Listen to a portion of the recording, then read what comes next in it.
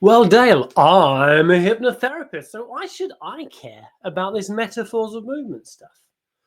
Good question. And I got this question just the other day.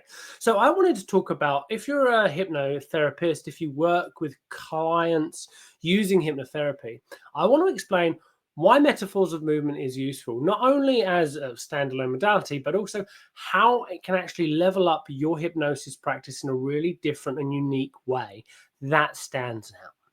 So, first of all, I want to talk about hypnosis. So, there's lots of different types of hypnosis, but I'm going to talk about therapeutic hypnosis, and I'm going to delineate this into two different types of ways of approaches. So, you've got I'm going to call it the non-conversational approach, in which you might do some pre-talk, you might talk to somebody, and then you've got a script or a structure or a way that you take them into trance. They close their eyes and off they go. You take them into trance, they do nothing. Now, on the flip side, you've got what I like to call more of an interactive approach. I know David Quigley uses this in alchemical hypnosis, but also, yeah, when you're actually engaging with the client when they're in trance. Now, what we find in hypnosis is when clients are going through that process, if we give them the space to express, they bring up things. They say what's going on in their experience. Now, this experience is information, because they're in trance, coming directly from their unconscious mind. Now, if you've been through any sort of hypnotherapy training and you've sat in the chair or been in a Zoom room and you've been through a facilitative process, you know what it's like when a hypnotherapist gives you a suggestion that isn't quite right. It just sort of feels awkward. So you're there and they're saying, and you're going down steps and you're going down, and as you walk down these wooden steps, and you're like, hang on a minute, these steps aren't wooden.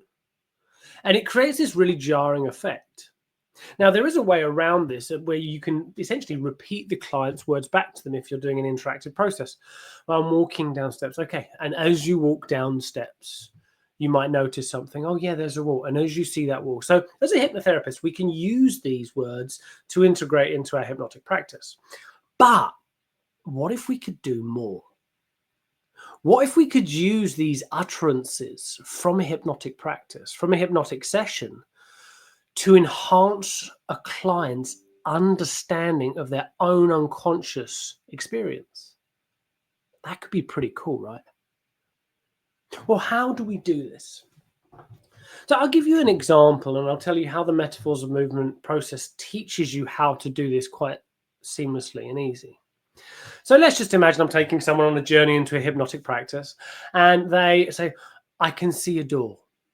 Now, most typical hypnotherapists will go, okay, and you see the door and you might choose to go into the door, or is the door open? You might go through something like that. But if I see a door, I can see, okay, so there is a way forward in front of you.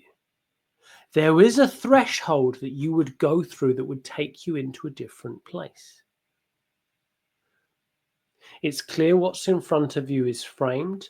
Now, I don't know if this is open or not, but if you wanted to take a hold of this, you might be able to open up something new. Now, I don't know if this is locked or this is something that you have a key for. But all I do know is when you go through this threshold, you might find yourself in a different place. You're going to transition from one space to another. Now, if somebody else was to say, there's an old woman. And where is this old woman? And the old woman's in front of me, and she's like sitting on a log to my right. So what's right in front of you, it could be said, is quite old. And it could be said also that what's right in front of you, you look down upon, and they look up to you. There's definitely an interaction here that you do look forward to partially in a way, and it is in the right direction if you're to go forward. Metaphors of movement teaches a content-free way of interacting with experience that clients cannot argue. Metaphors of movement teaches you a way of using idioms. Idioms are like I'm hitting my head against a brick wall. It's like a punch in the gut, a stab in the back. It's like I'm carrying the weight of the world on my shoulders. These phrases that we hear clients say all the time. we can communicate that in a deep and meaningful way directly with their unconscious. What we're doing is these unconscious utterances that are coming out in hypnosis, we're communicating that so that the conscious mind can understand, creating an integrative process which creates awareness and insight. And what's even great is you can do this outside of trance. Now, why else is metaphors of movement quite useful? Have you ever had those people who are like, oh, I just don't visualize? Well, metaphors of movement works within space, our proprioceptive system. So you don't need to visualize, you don't need any of these things. So metaphors of movement helps to integrate conscious and unconscious hemispheres. It works with very difficult to work with clients who are normally stubborn and very analytical. And it also helps with those that don't visualize. You can incorporate it into your own hypnotic practice, but also to any sort of practice that works with unconscious modalities.